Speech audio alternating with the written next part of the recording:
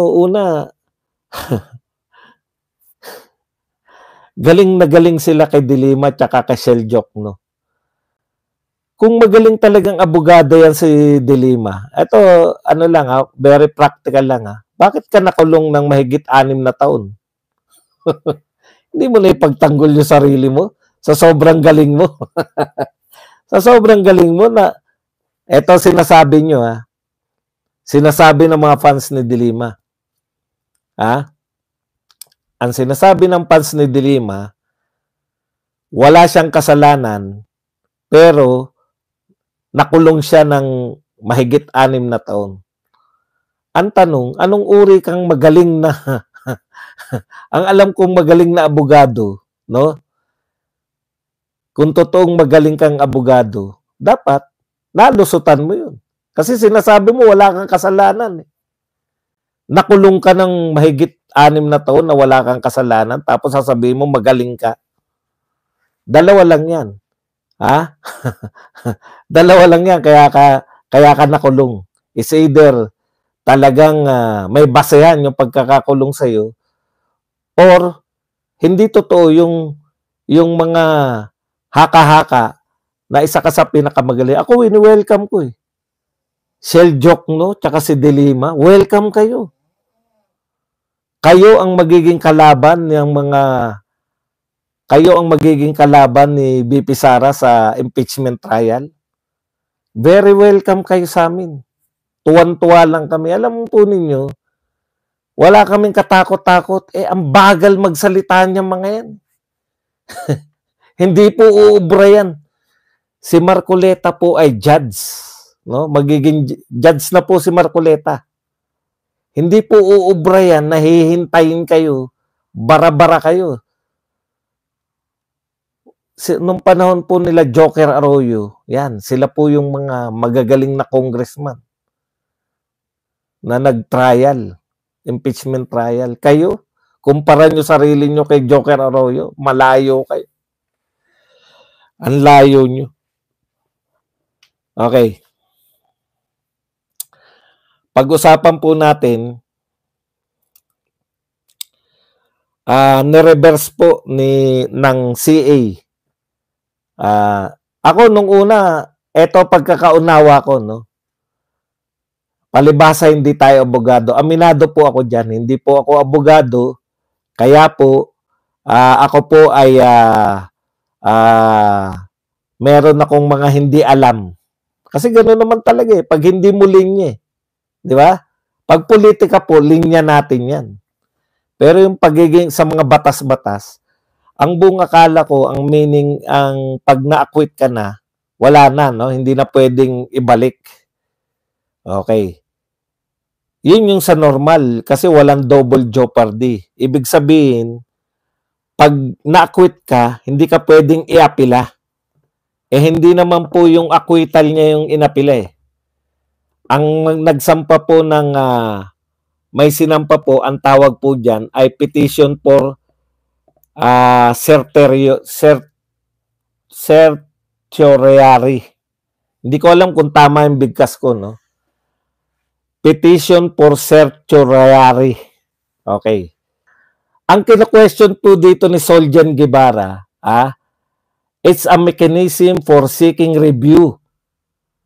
Pinapa-review po kung tama yung proseso.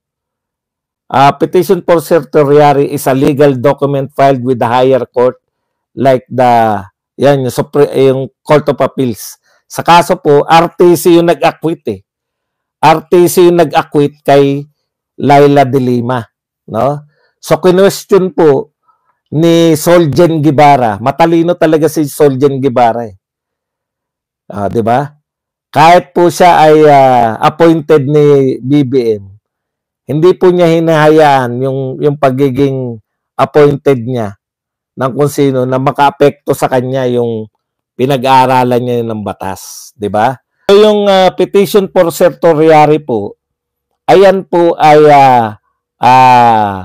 legal na pag-question, hindi po sa RTC, bakit niya inakwit?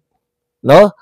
Kung hindi, ano yung batayan mo sa pag-acquit? Baka meron ka ng mga grave abuse of discretion, no? Baka hindi ka naman sumunod sa batas nung inakwit mo si De Lima. O yun po yun. Kaya hindi po inaapila yung si De Lima kung acquitted siya. Sinabi ng CA, yung judge, hindi niya naman pinaliwanag kung bakit dahil lang bumaliktad. Ang basehan niya, bumaliktad si Ragos di ba?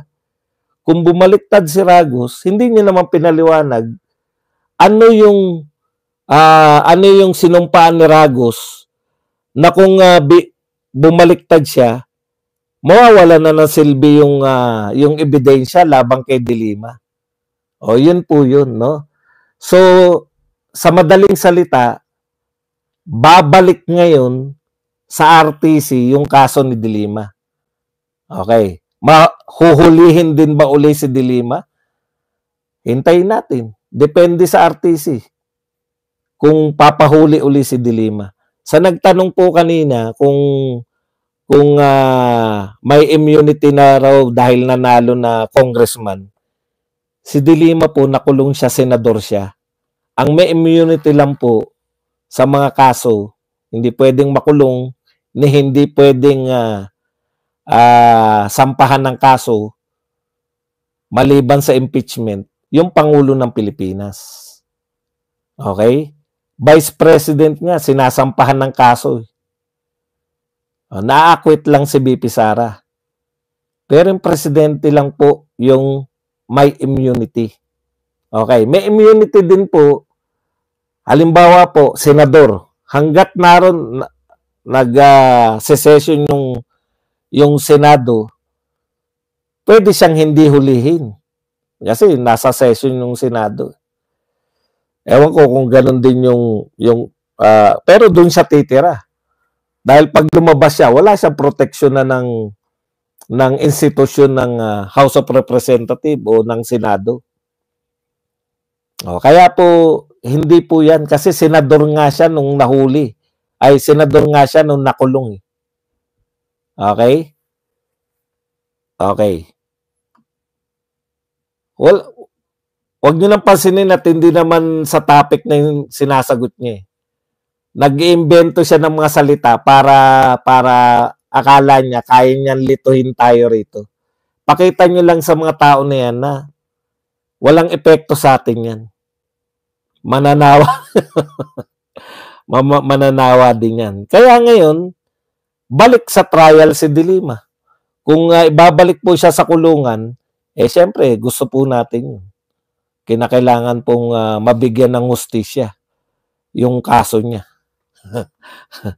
Oy, speaking of kaso, no? Ngayon po, nabasa ko na naman yung ipit na po. Kaya malamang yung prosecutor, yung head ng prosecutor, oy, Placido Pilosopo, kumusta ka na? Long time no look. Yung si American, at anong pangalan nun ni American?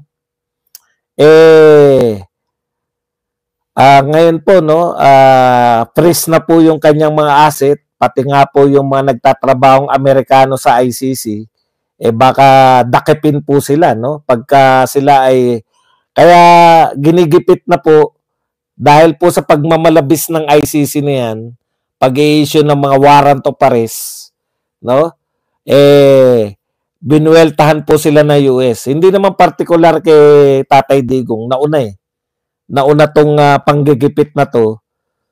Nauna yung pag-i-issue ni Donald Trump sa mga taga-ICC, particular tong prosecutor at saka lahat. Dati po prosecutor lang nung panahon ni Bethsaida. Ngayon po lahat po ng opisyales ng ICC naka-freeze po yung mga asset. Sasabihin nyo, Karim Khan. Okay. Sasabihin nyo naman, pang US lang yan. Hindi po.